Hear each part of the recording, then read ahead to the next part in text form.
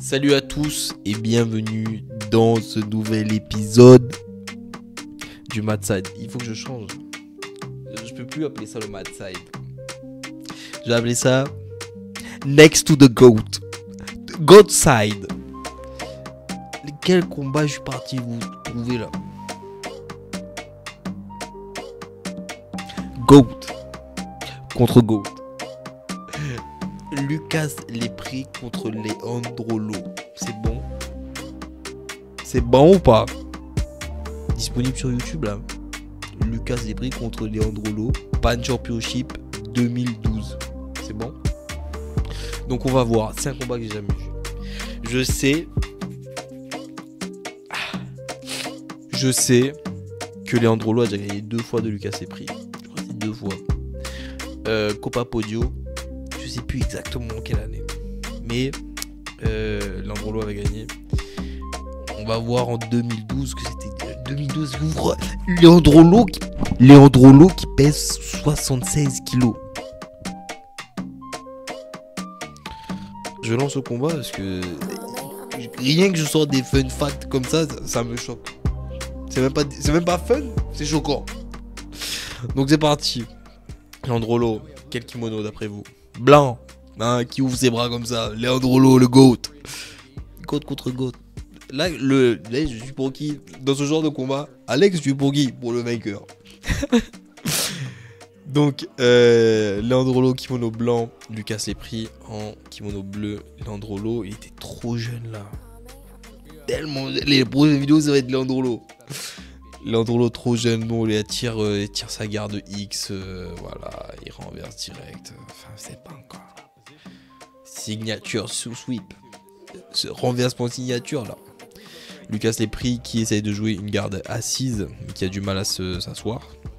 Parce que Leandro Lo a fait la posture correcte, quoi. En train de pousser les épaules de Lucas Lepri vers le tatami. Lucas Lepri qui arrive à avoir les escrimes à 2 jambes. Et je crois qu'il y a un grip au lapel déjà.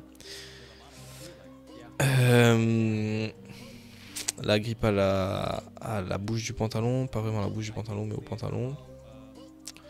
Et bon ben voilà, ceux qui connaissent pas Leandro Lo, c'est knee cut, toreada, c'est de la riva, garde X, garde araignée,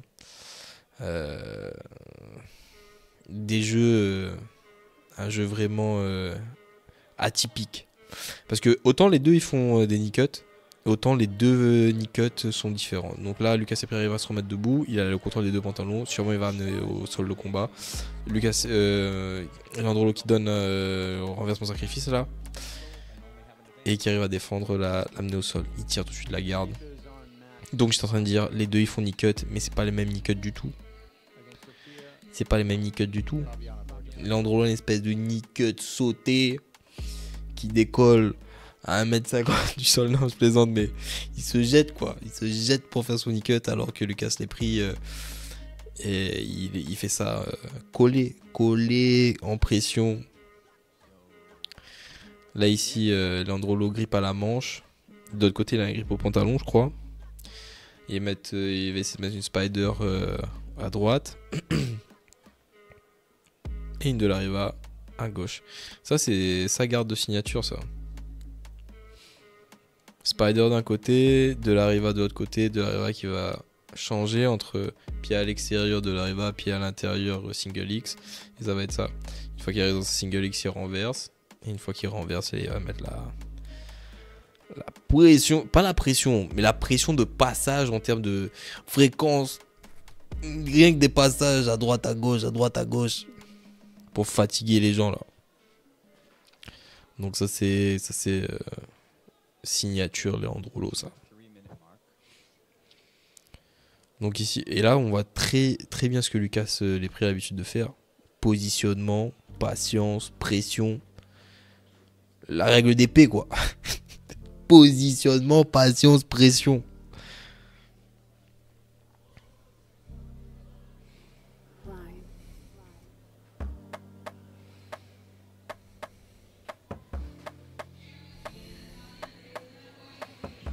Ici, on voit Leandro Lo qui essaie de rentrer sa jambe gauche à l'intérieur là. Mais Lucas est pris à un grip au col qui l'empêche de faire le mouvement circulaire avec sa jambe. Là, ce que moi je rajouterais, c'est un déséquilibre pour obliger Lucas est pris de relâcher ce col là. Par exemple ici. Et là, accroché à l'intérieur. Lucas Sebris qui tient la manche. Mais Leandro arrive quand même à sécuriser le pantalon. Leandro a les deux pantalons. Là, Lucas est pris dans le mal.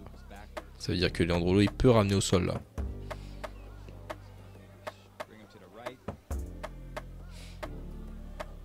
Ouh, sketchy. Ah, ça c'est un truc aussi très à la Leandrolo ça.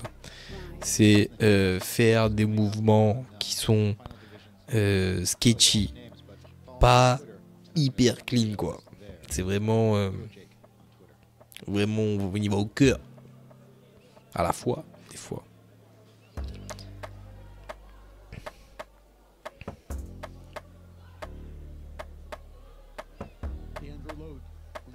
Donc Lucas Sebris qui reste au milieu des jambes et qui met la pression sur la garde de Leandrolo.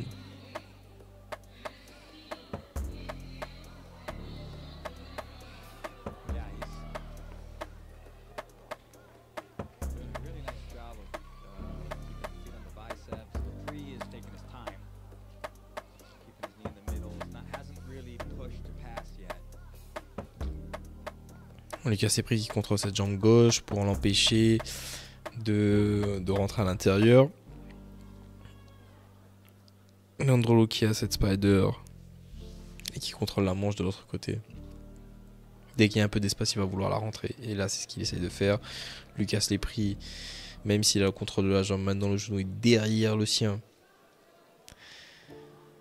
Et il a un pied sur le biceps qui va faire que Lucas Lepri aura jamais, il sera jamais serein dessus puisqu'il pourra se faire déséquilibrer à n'importe quel moment.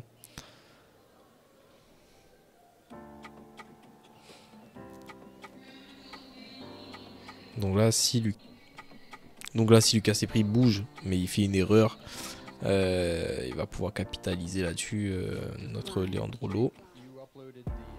On dirait presque que je suis du côté de Leandrolo. Je suis du côté du vainqueur. Allez, sois un peu plus neutre. Enfin, on a ici une single X contre les deux pantalons. Ça devient dangereux. Lucas Sebris qui a plus de base, qui est obligé d'utiliser ses mains au sol. Contrôle, il a fait un grip à la manche en underhook. Je sais pas si c'est le meilleur des trucs. Oula! Et il fait quoi là? Lucas Sebris qui met la pression, croise le genou. Leandrolo qui pousse le torse de son adversaire et qui essaye de reculer un peu en arrière. Lasso, rétention de garde, on point de la part de Leandrolo. On part au milieu du tatami avec De La Riva et Spider d'un côté.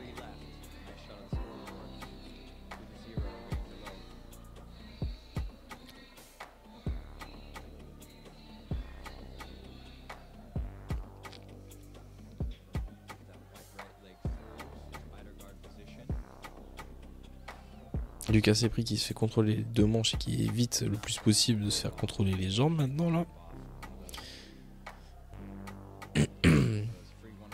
Mais avec son style de passage en pression, parce que Lucas Sebris il passe avec les hanches toujours plus hautes que la tête. Donc du coup il met énormément de pression devant aussi. Mais comme il a toujours les hanches plus hautes que la tête, ça veut dire que ses pieds sont proches des hanches de son adversaire. Ça veut dire que son adversaire peut alterner contrôle à la manche, contrôle au pantalon. Et c'est ce que Leandrolo est en train de faire maintenant là. Il avait double sleeve, double manche et maintenant il passe contrôle manche et pantalon d'un côté. Et d'ici rien ne l'empêche de refaire une deuxième saisie à la manche. Hein. Parce que tout est à proximité là. Et voilà, c'est ce qu'il fait d'ailleurs là. Saisie à la manche. Trop facile de changer quand c'est comme ça.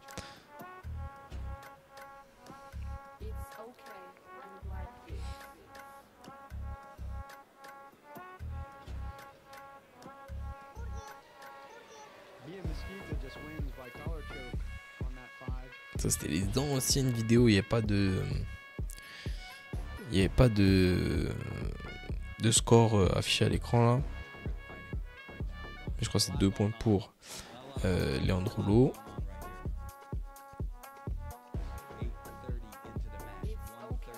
Et 0 pour Lucas Lepri. Contrôle à la manche. Tentative de knee cut de la part de Lucas Lepri.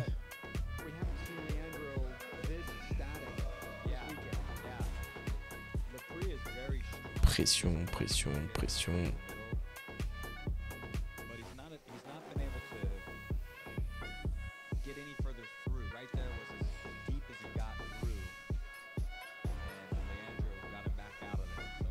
Tentative de stack là. Il monte les hanches de Leandrolo. Là il est passage au milieu des jambes quoi.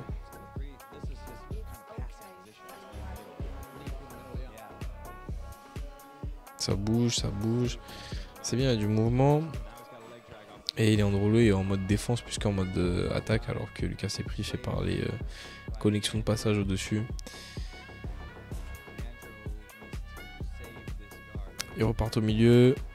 Même setup avec un shin to shin cette fois-ci. De là, il va avec un contrôle à la manche pour Leandrolo. Puis au biceps. Voilà.